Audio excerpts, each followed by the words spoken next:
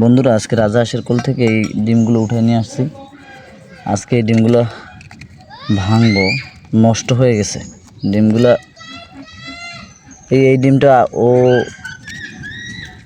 কুচে থাকা অবস্থায় ফাটাই ফেলছে। দেখেন, মানে গরমের সময়, বিশেষ করে যখন গরম হয়, এই শেষ সিজনের ডিম ছিল। এই ডিমগুলো দিলে অনেক সময় বাচ্চা ফোটে না, ভিতরে বাচ্চা হয়, পার্সেন্টেজ একেবারে খুব ভালোই ছিল, কিন্তু বাচ্চাগুলো নষ্ট হয়ে গেছে, মানে মরে গেছে ভিতরে।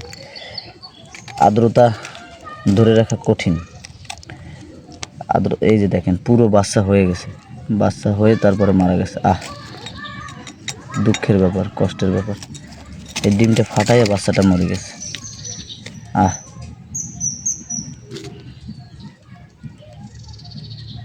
ভিতরে বাচ্চা হয়েছে, হয়ে তারপর মারা গেছে।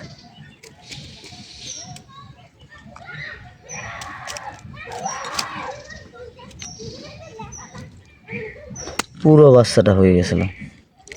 কষ্ট লাগে এগুলো দেখলে, মানে ঠান্ডা লাগাইছে। ঠান্ডা গরম, অতিরিক্ত গরমের কারণে বাচ্চাগুলো মারা গেছে। দেখেন অবস্থা, ভিতরে পুরো বাচ্চা হয়ে গেছে, একদম সম্পূর্ণ বাচ্চা হয়ে গেছে। এই যে দেখেন অবস্থাটা, দেখেন। এটা মরে যাওয়ার কারণটা হলো, এই হাঁসটা উঠে দাঁড়াইছে, অনেক দাঁড়ায় রয়েছে। দাঁড়ায় থেকে ডিমে গরম বেশি লাগাইছে, ঠান্ডা লাগছে। এই জন্যই অতিরিক্ত গরম যখন পড়ে, ওই সময় তা দিতে হয় না ডিম। শীতকালে কিন্তু এই সমস্যাটা হয় না। পুরো বাচ্চাটা একেবারে আস্তা বাচ্চাটা, দেখেন। আর কয় দিনের মধ্যে বাচ্চাটা ফুটে বেরিত।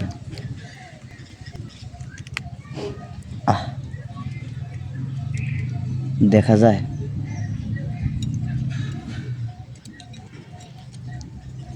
কি একটা অবস্থা হলো।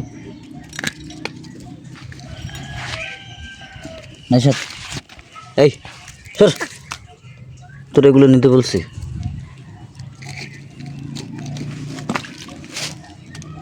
দুইটা বাচ্চা ফুটলেও তো হইতো, কিন্তু এটা অক্সিজেন ফেল করে মারা গেছে। দেখ, তোমারে আজকে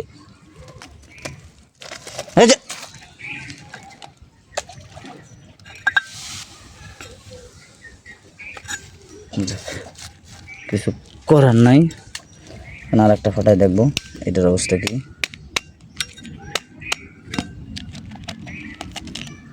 গ্যাস হয়ে গেছে। এটা বাচ্চা হয়েছে, কিন্তু এটা আরো আগে নষ্ট হয়েছে। এটার ভিতরে পুরো আগের থেকে নষ্ট হয়ে গেছে।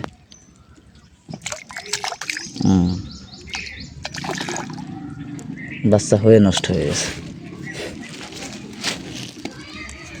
এটার কি অবস্থা? একই অবস্থা। এটার মধ্যেও বাচ্চা হয়েছে, এটার মধ্যে বাচ্চা বড় হয়ে গেছে। সবই একই কারণে মারা গেছে।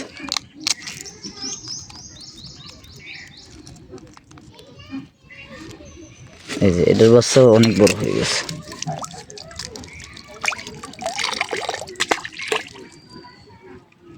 যাক, তিনটা, চারটে, পাঁচটা বাচ্চা মারা গেল।